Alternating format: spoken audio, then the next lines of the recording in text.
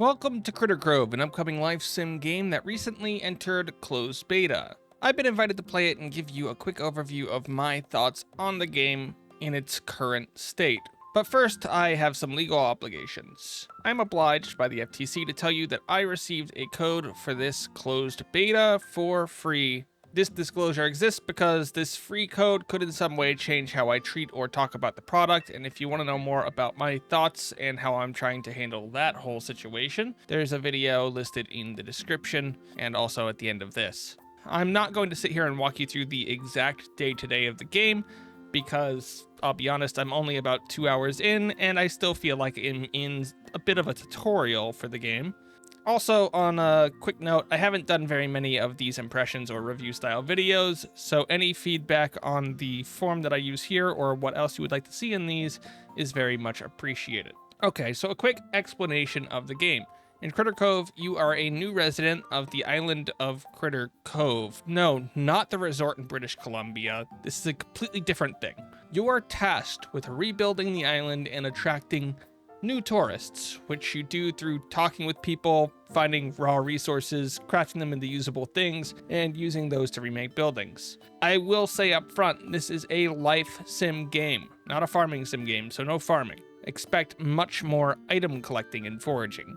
Okay, let's look at some of the areas of the game now, and we'll start with the art of the game. Personally, I find this art style to be fairly pleasant, but I'll be honest, the graphics during the day, while good, can be forgettable.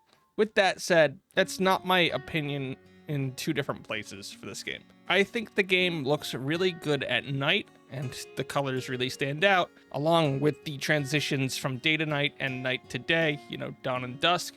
These all look really good, and they even look better when you're underwater. Actually, just being underwater in general looks really good. Now, all of these were filmed at max settings, and when I do my full review of the game in a few weeks, I'll show you all the settings. But for the graphics, I give it a 4.5 out of 5. It's pretty good. And up next, music. The music that plays when you walk around town, it sounds okay at first. It's not bad. Some of you may like it.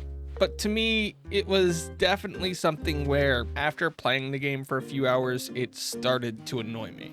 If you're good at tuning things out, especially the music, this likely won't be an issue, but as I said, it did get on my nerves. So I'll give it a 6 out of 10. Here's the part where I remind you to subscribe, click the bell, and all that stuff if you like this impression, blah, blah, blah, blah, blah, blah, blah.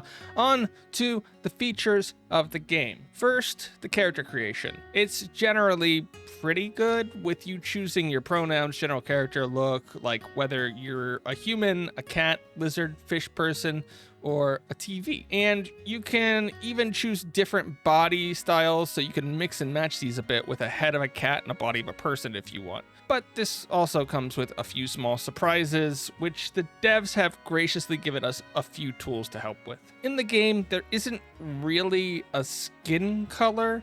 Instead, there's a face color and a body color. So if you design your face first, you can choose your face color and then save it, and then select the same color for the body color. And it helps a little bit here, but let's just say you could have a different face color than a body color, and it sometimes might look a little bit weird.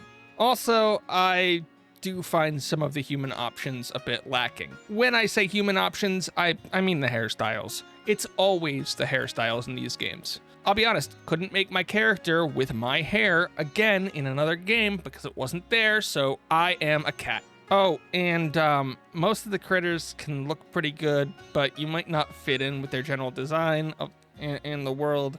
I'll give it a 2.3 out of pi. Now, what about these other characters in the game? Well, each one of them is their own critter, or being, I guess, with their own personality, look, all that stuff. I met Anchor, who's a shark, Renard, who is super shifty, Sammy, who seems trustworthy enough, Copperbottom, who is a bit of a robot, and Pokey, who is my new best friend.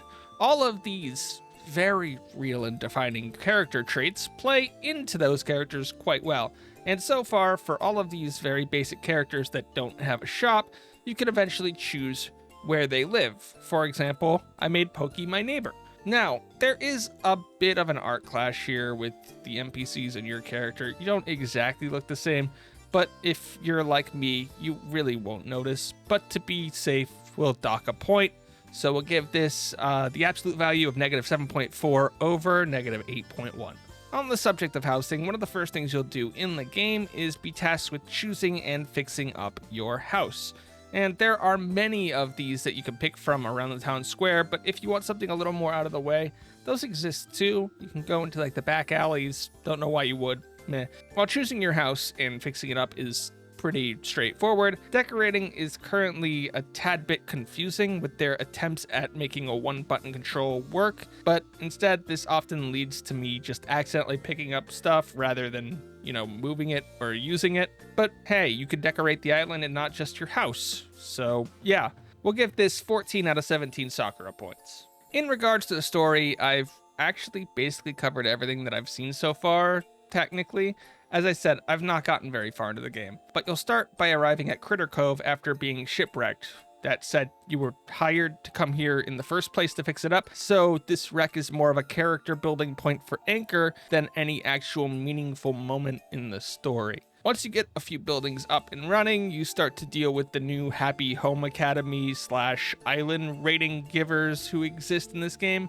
Yeah, it's not that complicated. You were hired to build houses and make the island better, so that's the story. You're doing that. Now, on to the big con. The game's start was extremely jarring. It provided absolutely no context for anything that was actually happening and left me more confused than anything. Maybe there's an intro sequence that's like in development or missing somewhere, but this is what I've got. I'll be honest, it's literally just the intro sequence that's confusing. Everything past that is pretty good. So I'll rate it a 40.6 out of 58, just passing at my high school.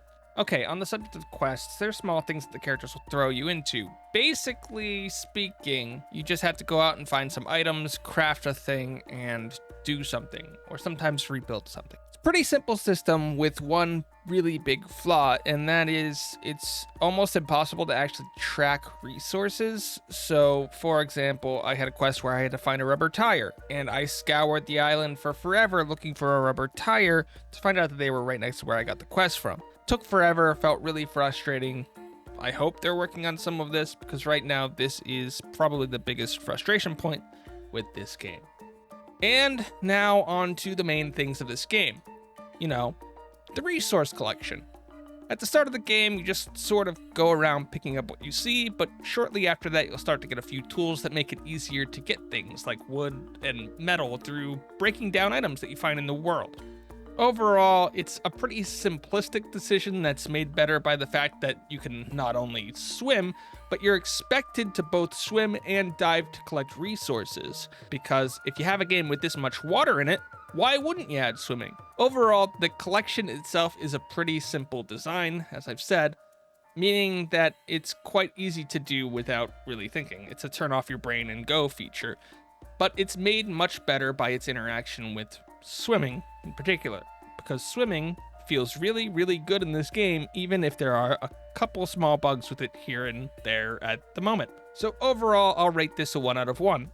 The other big mechanic is crafting. Now, crafting in this game is the ever-confusing mess of making 20 processors for different things, trying to remember which one makes thing X that you need at the moment, and then having to go out of your way and figure out how to actually make that processor when you need it. I'll be honest, what's a respectable but failing grade? I don't know, 2.5 out of 4. It's a crafting system. Honestly, that's how I rank my first experiences in the game. What do you mean that wasn't helpful? Okay, this was basically a review of the tutorial because it was 2 hours. I'm about to do some important quests that unlock some shops and hangout places to really spruce up the island and affect how the world is, and this would probably affect my enjoyment a lot. On top of that, there are a decent number of small animation bugs that can make the game feel a bit odd at the time right now. And you know what? Those games aren't really just a collection of individual features that stand on their own. For example, the art and the music together make for a decently atmospheric game, even if I'm not the biggest fan of the music. While The story seems like a trivial complaint within the confines of the larger game. Why? Well, it's simple. It's because the game has no real focus on the story. It's bad because it doesn't need to be good. The gathering outshines the crafting because I find throwing stuff in random crafters while I run around and exploring and gathering to be okay. I could ignore the major problems with the crafting because while it's happening, I can go off and do other stuff, even if it's all time gated. With all of that said, character creation cannot be forgiven, as I need my hairstyles. And please remember, this is a first impression video and was entirely based on my first 2 hours in the game. It's currently in closed beta, and you can sign up to be considered for joining it on their Steam page, which is linked in the description. I don't know how much the game will cost, so any actual recommendation is extremely hard to make, but I'll make a more full review in the future.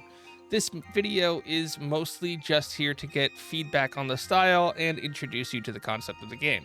So, what did I do well? What did I do poorly? And what else do you want to see in these videos? Here are some of the people that make these videos possible, and thank you for watching.